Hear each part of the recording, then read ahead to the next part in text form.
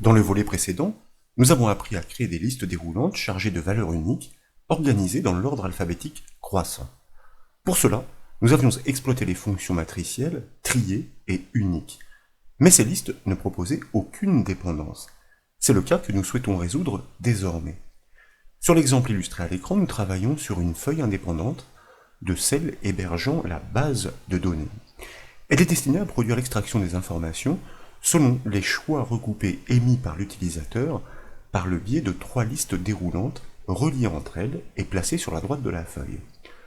En effet, lorsque l'utilisateur déploie la première liste déroulante, il peut choisir un département dans une liste de valeurs uniques et triées, comme ici pourquoi pas avec le département de la Drôme.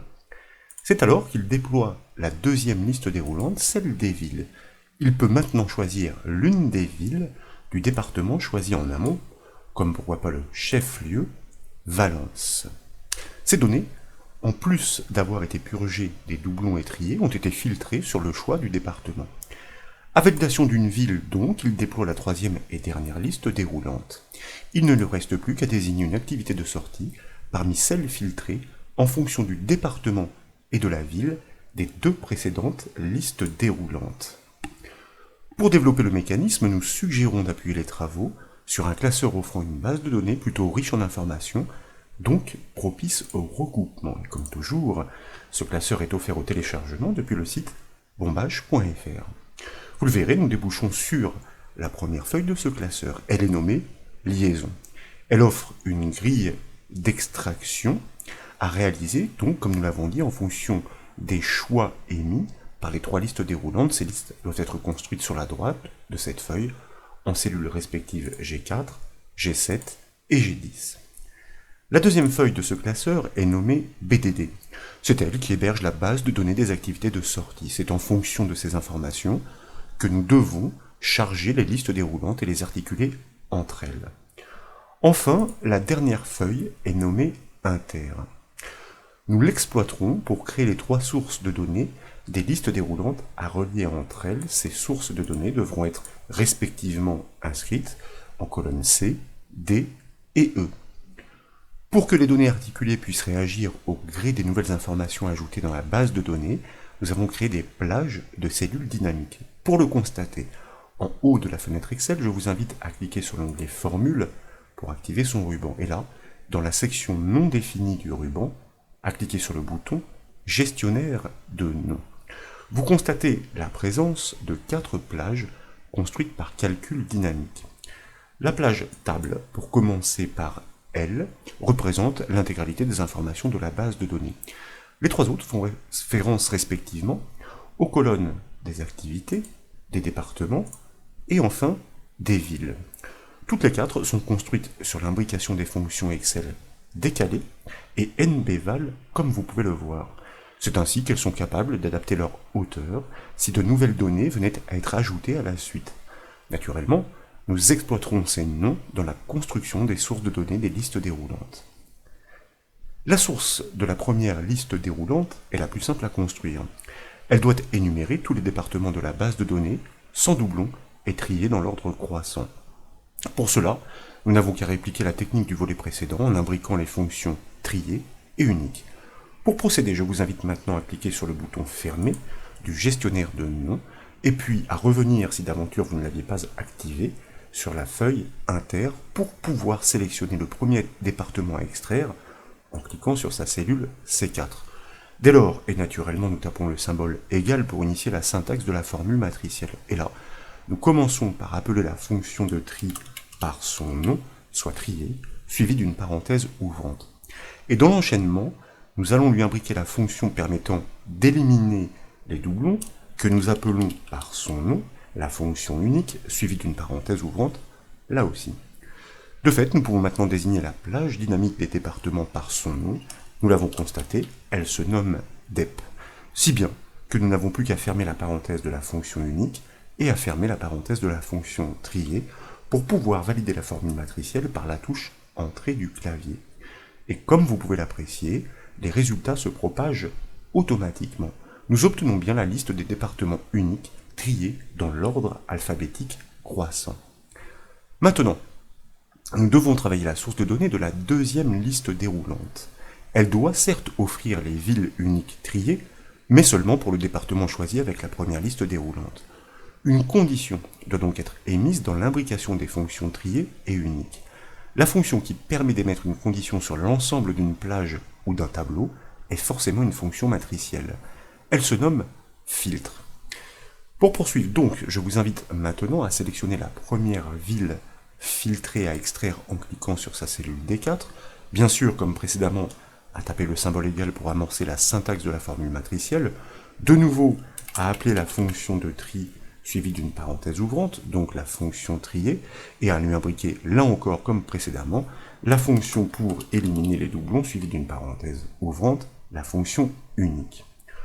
Jusqu'à là, rien ne change. Nous souhaitons extraire les valeurs uniques et trier, mais cette double contrainte doit s'exercer sur les villes restantes en fonction du choix département. C'est là qu'entre en jeu la fonction filtre. Donc, je vous propose d'inscrire effectivement cette fonction filtre suivie d'une parenthèse ouvrante. Et nous allons désigner la plage à filtrer par son nom.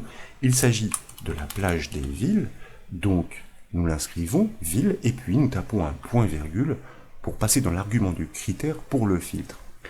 C'est une correspondance qui doit être observée sur la plage des départements en fonction de celui choisi par l'utilisateur avec la première liste déroulante. C'est la raison pour laquelle je vous propose de désigner cette plage des départements par son nom, dep, et là nous allons taper le symbole égal pour annoncer la condition à observer sur cette matrice. En bas de la fenêtre Excel, je vous propose maintenant de cliquer sur l'onglet Liaison pour revenir sur la première feuille et ainsi pouvoir désigner la cellule G4 du département choisi par l'utilisateur, ce qui donne effectivement la syntaxe suivante, c'est-à-dire la cellule G4, préfixée du nom de sa feuille suivi d'un point d'exclamation. Nous restons en lieu et place pour fermer la parenthèse de la fonction filtre, pour fermer la parenthèse de la fonction unique, et pour fermer la parenthèse de la fonction trier, si bien que nous pouvons désormais valider la formule matricielle avec la touche entrée du clavier. À notre grande surprise, c'est le message d'erreur dièse calc qui surgit, une erreur de calcul. Mais cette surprise n'en est pas une. Elle s'explique par le fait qu'aucun département et qu'aucune ville ne sont désignés dans la feuille liaison. Les listes déroulantes n'existent pas encore. En conséquence, l'extraction ne peut se faire. Mais nous pouvons la simuler. Pour cela, je vous propose de revenir sur la feuille liaison, de taper le département suivant, 26 Drôme, qui existe bien dans cette base de données, et puis d'inscrire dans, pourquoi pas, quoique là nous anticipons, pour l'instant nous avons besoin uniquement du département. La ville de Valence, nous l'inscrirons dans un second temps pour bien constater l'évolution étape par étape. Eh bien écoutez, après validation de l'inscription de ce département, si vous revenez sur la feuille inter, vous remarquez que tout rentre dans l'ordre. Les extractions se sont effectivement actualisées. Et ce sont bien toutes les villes de la Drôme, sans doublon et triées, qui sont proposées. Et si nous allons jusqu'au bout, nous allons bien trouver le chef-lieu, Valence, et vous voyez qu'il y a aussi la ville de Montélimar, ou encore la ville de Nyons, de Pierre-Latte, qui sont des villes bien connues de la Drôme, comme Bourg-les-Valences, ou encore Bourg-de-Péage, et j'en passe. Désormais, pour créer la source de données entonnoir des activités de la ville choisie dans le département mentionné, le principe est le même, mais c'est une double condition qui doit être observée en deuxième argument de la fonction filtre. Il s'agit précisément de recouper deux matrices conditionnelles. Pour aller plus vite, et comme un bout de syntaxe existe déjà, je vous propose de cliquer de nouveau sur la cellule D4 pour pouvoir, dans la barre de formule, sélectionner le début de la syntaxe jusque la parenthèse ouvrante de la fonction filtre. Début de syntaxe que nous copions avec le raccourci clavier CTRL-C, nous sortons de la barre de formule avec la touche échappe du clavier pour ne pas risquer d'endommager sa syntaxe. Dès lors, nous pouvons cliquer sur la cellule E4 de la première activité à extraire. Et dans sa barre de formule, très simplement par le raccourci clavier CTRL-V, nous allons répliquer le début de syntaxe que nous avons prélevé, si bien que nous pouvons maintenant désigner la plage des activités à filtrer par son nom. Je vous rappelle qu'elle se nomme ACT. Et nous pouvons donc taper un point-virgule pour passer dans l'argument du critère. Et pour ce critère, qui est une double condition, nous allons commencer par ouvrir une parenthèse de manière à accueillir la première matrice conditionnelle. Là, je vous invite à désigner la plage des départements reconnus par son nom, DEP, à taper le symbole égal pour annoncer la même condition à suivre que précédemment, si bien que nous revenons sur la feuille liaison. Nous désignons la cellule G4 du département choisi par l'utilisateur, fort naturellement, et nous pouvons fermer la parenthèse de cette première matrice conditionnelle. Nous venons donc d'émettre la première condition visant à isoler les activités du département choisi par l'utilisateur. Mais ces activités doivent aussi correspondre à la ville désignée par la suite. Nous devons donc recouper une seconde matrice conditionnelle. C'est la raison pour laquelle nous tapons le symbole de l'étoile pour annoncer la seconde matrice conditionnelle à recouper. Et pour l'accueillir, nous ouvrons une nouvelle parenthèse. Dès lors, nous désignons la plage des villes sur laquelle il s'agit d'émettre une nouvelle condition. Nous tapons le symbole égal pour annoncer ce critère à honorer. Et sur cette même feuille liaison, cette fois, nous cliquons sur la cellule G7 de la ville choisie par l'utilisateur. Nous pouvons fermer la parenthèse de la matrice conditionnelle, de la deuxième, la parenthèse de la fonction filtre, la parenthèse de la fonction unique, la parenthèse de la fonction trier, et enfin, il ne nous reste plus qu'à valider la formule avec la touche Entrée du clavier. Certes, la sentence est la même que précédemment. Une erreur est générée. La raison est aussi la même. Aucune ville n'est encore mentionnée dans le département choisi. Donc, aucune extraction ne peut aboutir. C'est pourquoi, en revenant sur la feuille G7, cette fois-ci, effectivement, nous pouvons inscrire, pourquoi pas, le chef-lieu, la ville de Valence, et de retour sur la feuille inter, vous constatez que nous obtenons bien la source de données des activités uniques et triées pour la ville choisie dans le département sélectionné. Et tout cela s'articule dynamiquement. Imaginez maintenant que nous choisissions un autre département, comme pourquoi pas le département du Var, avec la ville de Toulon. Vous allez le constater, nous n'obtenons plus du tout, bien sûr, pour ce département les mêmes villes, il s'agit uniquement des villes du Var, et forcément, les activités seront restreintes à celles qui sont proposées dans cette base de données pour cette ville, dans ce département. Le plus dur est donc fait. Les sources existent, mais n'oublions pas, elles sont dynamiques. Leur contenu et donc leur hauteur peuvent varier en fonction des choix réalisés en amont. C'est la raison pour laquelle, pour construire ces sources de données, nous devons exploiter une fois encore les fonctions Excel décalées et nbval. Ce sont elles qui vont permettre d'adapter les contenus des listes déroulantes en fonction des hauteurs de ces plages. Tout d'abord, je vous propose de revenir sur la feuille liaison et de cliquer sur la cellule du département à choisir, donc en G4. Puis, en haut de la fenêtre Excel, je vous invite à cliquer sur l'onglet Données pour activer son ruban. Dès lors, dans la section Outils de données de ce ruban, nous allons cliquer sur le bouton Validation des données.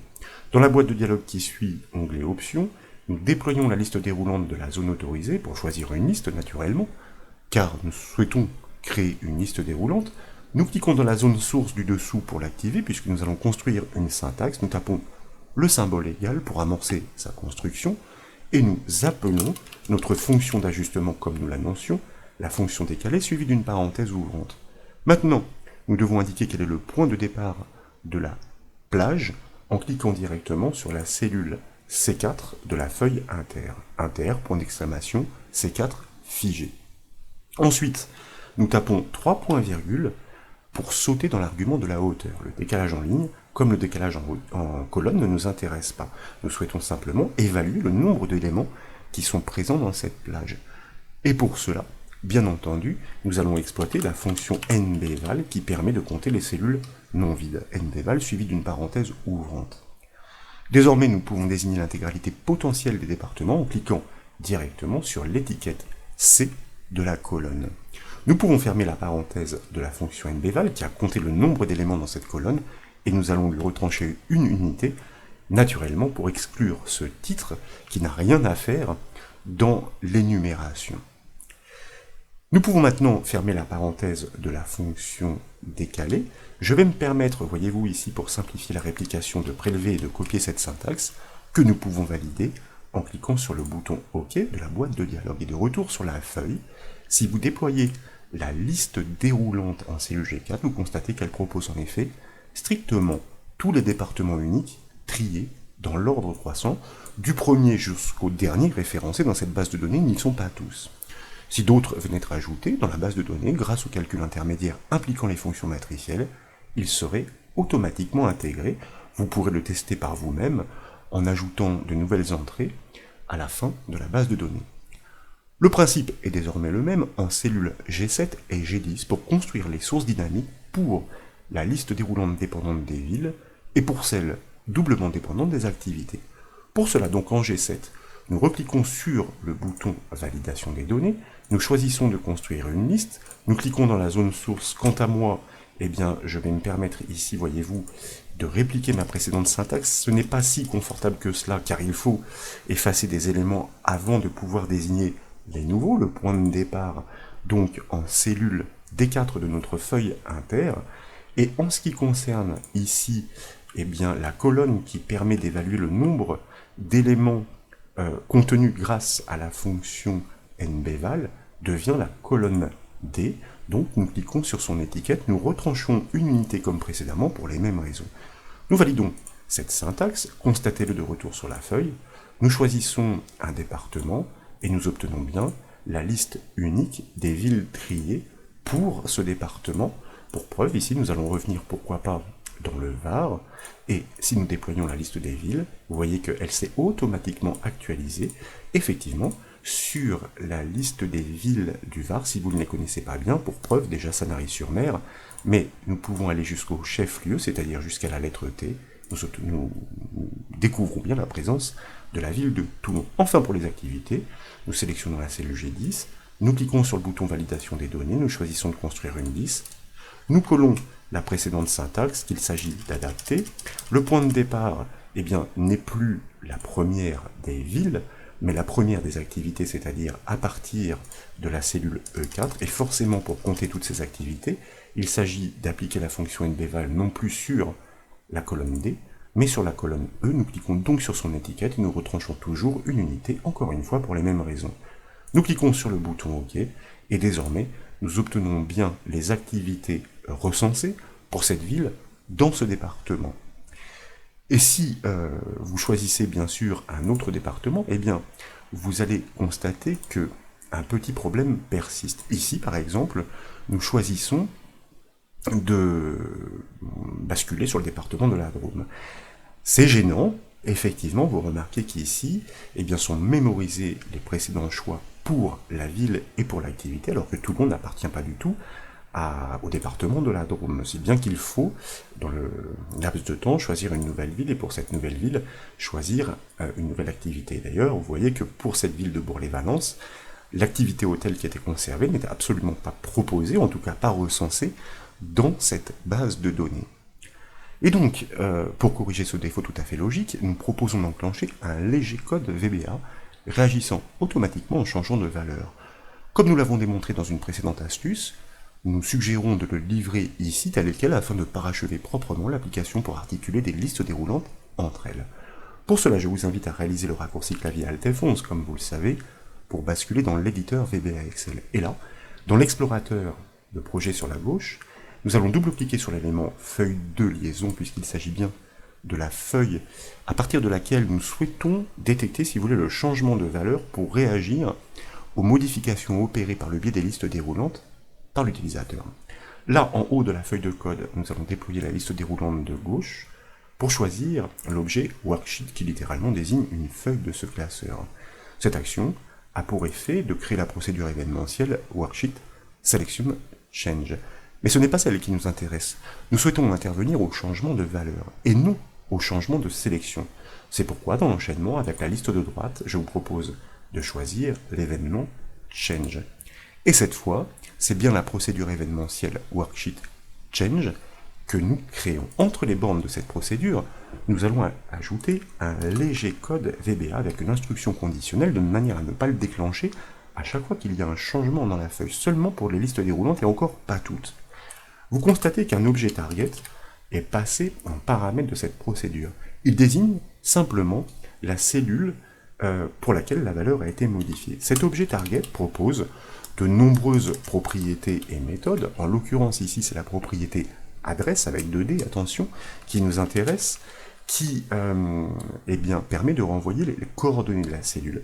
Et en l'occurrence ici, selon la syntaxe Excel, nous allons lui indiquer que s'il s'agit bien de la cellule G4, encadrée de $, donc de la cellule de la première liste déroulante, et que dans le même temps, qu'il ne s'agit pas d'une multisélection, c'est-à-dire que, eh bien, il y a bien une seule target propriété count égale 1, à ce moment-là, oui, effectivement, nous en concluons que la valeur dans la première liste déroulante a été changée.